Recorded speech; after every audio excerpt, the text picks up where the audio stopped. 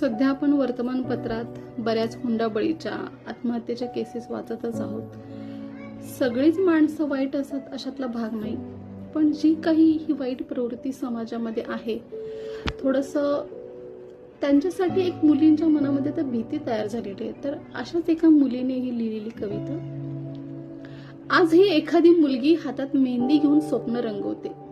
आजही एखादी मुलगी हातात मेहंदी घेऊन स्वप्न रंगवते। आईच्या कुशीत डोकं ठेवून म्हणते, माझं घरी प्रेमाने फुलेल ना ग। पण तिला कुठे ठाऊक असतं की काही घरं नसतातच, तिथे माणसं नसतात, फक्त पैशांच्या नोटा माणुसकीवर राज्य करतात। लग्नाच्या मांडवात हसणारे चेहरे नंतर का एवढे बदलतात। गाडी हवी, दागिने हवेत, पैसे हवेत म्हणत एका जीवाचा श्वास का गुदमरवतात। बाप आयुष्यभर कष्ट करतो, लेकीच्या सुखासाठी रक्त गाळतो, पण तरीही कोणाच्या हव्यासाला त्याचा संसार कमीच पडतो। कधी स्टोव फुटल्याचं नाटक, कधी गळफासाची बनावट कहाणी, आणि रोज वर्तमानपत्रात छापलं जातं आत्महत्या। पण खरंच ती आत्महत्या असते का, की समाजाने केलेली थंड रक्ताची हत्या असते। एखादी मुलगी मरते तेव्हा फक्त तिचा श्वास थांबत नाही, आईच्या डोळ्यातील समुद्र मरतो, वडिलांच्या छातीचा आधार तुटतो, भावाच्या राखीचा अर्थ हरवतो। ज्यांनी 7 फेऱ्यात साथ देण्याची शपथ घेतली तेच हात कधी गळा दाबू लागतात, सून म्हणणारे होठ कधी विषासारखे टोचू लागतात।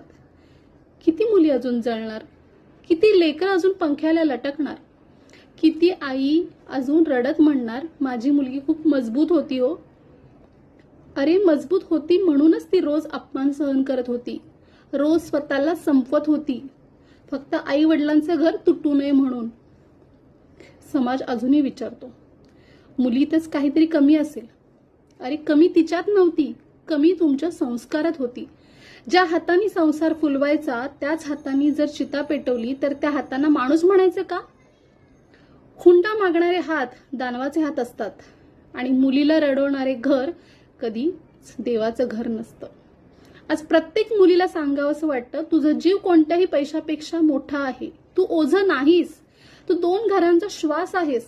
आणि प्रत्येक आई वडिलांना सांगावंसं वाटतं, लेकीला फक्त संस्कार शिकवू नका, संसार शिकवू नका, स्वतःसाठी उभं राहायला शिकवा।